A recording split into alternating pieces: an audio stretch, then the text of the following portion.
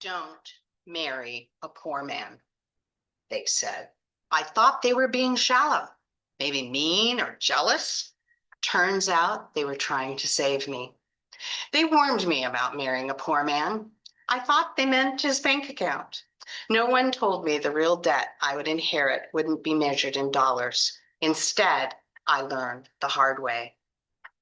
This power diary was inspired by women everywhere who have married poor men. Yes, we all know at least someone who has married a poor man, a poor person even. Now, don't get me wrong. Marrying a person who is poor, but who has desire, motivation, and substance to learn to improve their finances is actually one of the best situations you could find yourself in. Many couples can become perfect power couples in learning together, emotional stability, financial literacy, and ultimately marriage, which creates even additional compatibility. The cost of loving a poor man is poverty. So much more than money. The emotional costs could deplete your spirit. However, marrying a poor man almost broke me, and it almost bankrupted my soul, is the title for this diary. Welcome to Dream Builders Diaries, building dreams one story at a time. I'm Miss Jeannie Craft. Here at Dream Builders Diaries, we dive deep into the personal stories of entrepreneurs and artists and innovators and everyday visionaries just like you. We believe that every dream starts with a story worth telling. By sharing these stories, we aim to empower you to create your own dream and the story behind it. Before we get started, grab a paper and a pencil if you don't already have one, because inspiration, ideas, and dreams come and go very quickly. Don't let yours get away. So he didn't come with credit card debt. He came with something far more expensive, a poverty mindset that turned every dream into a risk and every success into a threat. I didn't marry him for money. I married him for love. But nobody told me love can't survive a poverty mindset, no matter how long you try to change it. This story was sent to me by a friend a few years ago. He had attended a conference in the US on investment and finance. One of the speakers was described as a visionary technologist, an industry-defining entrepreneur, and a global philanthropist. During the Q&A session, he was actually able to ask him a question. Could you, sir, one of the richest men in the world, accept it if your daughter married a poor or a modest man? The crowd roared with laughter. The man took a minute to glance across the audience before he responded. My friend said his response made him even look deeper into himself. First, the gentleman said without hesitation, understand that wealth doesn't mean having a busy, full bank account. Wealth is first the ability to create riches. Let me say that again. Wealth is first the ability to create riches. Here's an example, he continued. Let's say someone wins the lottery or another game of chance. Even if he wins $100 million, he is not a rich man. He is a poor man with a lot of money. Why? Because 90% of lottery millionaires go back to being poor after only 5 years. He continued. Also, there's a lot of rich people who have no money. Entrepreneurs can be people in this category for various reasons.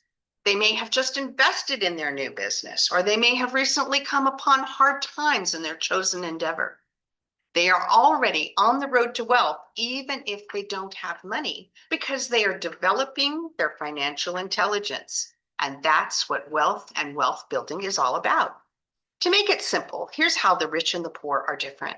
The rich can die or have someone they know die to become rich. The poor find ways to steal or even kill to become rich. If you see a young person who decides to train or learn new things or try to improve themselves constantly, or even return for additional information, know that he is a rich man. But if you see a young person who thinks that the problem is due to how the state conducts business, or that it's someone else's fault that he is not rich, and who has determined that rich people are all thieves and constantly criticizing, know that he is a poor man. The rich are convinced that they just need information and training to take off. And the poor think others need to give them money to take off or to get started. Here's an example of this. One day, a bank's guard found a bag full of money. He took the bag and went directly to hand it over to the bank manager. His manager was a little stunned, and the coworkers called him an idiot. But actually, this gentleman was just a rich man who had no money. 1 year later, the bank made him a teller. And 3 years later, he was in charge of the entire teller's staff. 10 years later, he was managing the regional banks.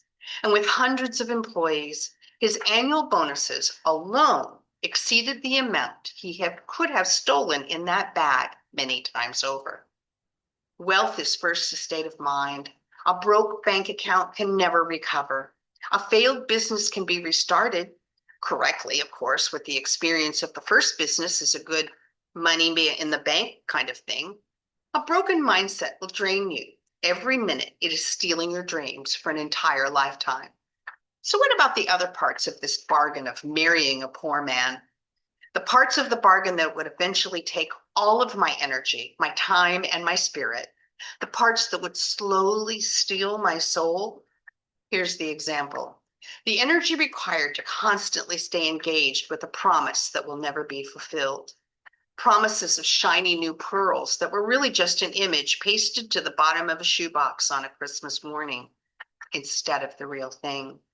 The time that can never be replaced and all of the energy that has been poured into that relationship. I would forever wonder what choices I would be making had there been choices to make that created and enhanced our outlook and our plans or embellished our future. My spirit.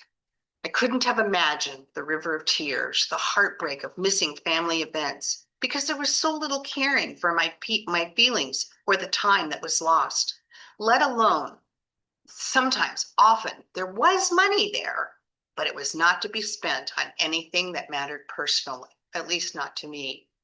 New dresses were even a thing of the past. The uncalculable hemorrhage comes down to emotional safety. Emotional safety quiets the anxiety that is constant to your soul. It softens the walls you built to survive. It teaches your nervous system that it no longer has to stay in a fight or flight mode of urgency. And all of this because he was a man with poor thoughts, poor attitudes, and most of all, poor decision making. Rich people make educated decisions. Poor thinkers struggle to make decisions at all. So why this diary? Because this diary demonstrates the magic about how marrying a poor man will drain you far more than the financial stability and freedom that you so seek. When some of us are in front of money, they lose their minds. Men just lose their minds, and women do too. And that's the reason that they steal and they commit robbery or even worse. It seems easier for them because they don't know how to make money on their own. I also share this diary because this powerful diary celebrates the virtues of discipline, endurance, and courage and peace. Once one is able to see things others do not see, life will be much different. For them, they can breathe a little easier. You will feel the understanding and true caring of the man you married. You're just loved consistently and calmly and in everyday actions and words. This is peace. I can see it. Can you?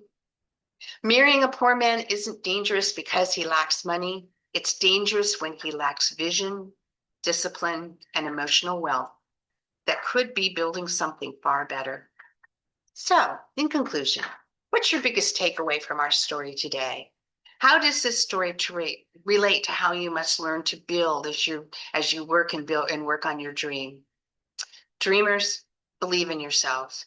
Be passionate, work smart, and know your why. Apply what you learn each day. And as you ponder the source of your dream and this diary, I wish you well. Wish you an abundance of resources and knowledge and wisdom with all your time and your future success with your dream. I want to leave you with this quotation. You had the power all along, my dear. That was Glinda, the Good Witch from The Wizard of Oz, L. Frank Brown. I want to share it with you again. You had the power all along, my dear, said Glinda the Good Witch in The Wizard of Oz. Special thanks to my friend who attended this financial seminar and shared his question and the answer with me. And special thanks to those of you who visit Dream Builders Diaries regularly. I am grateful to you. The honor to spend time with you is all mine. So make sure you subscribe and you will get more stories. So if you don't have it yet, get your 90-Day Dream Builders Diary by Jeannie Craft on Amazon and like and share this diary because more need it.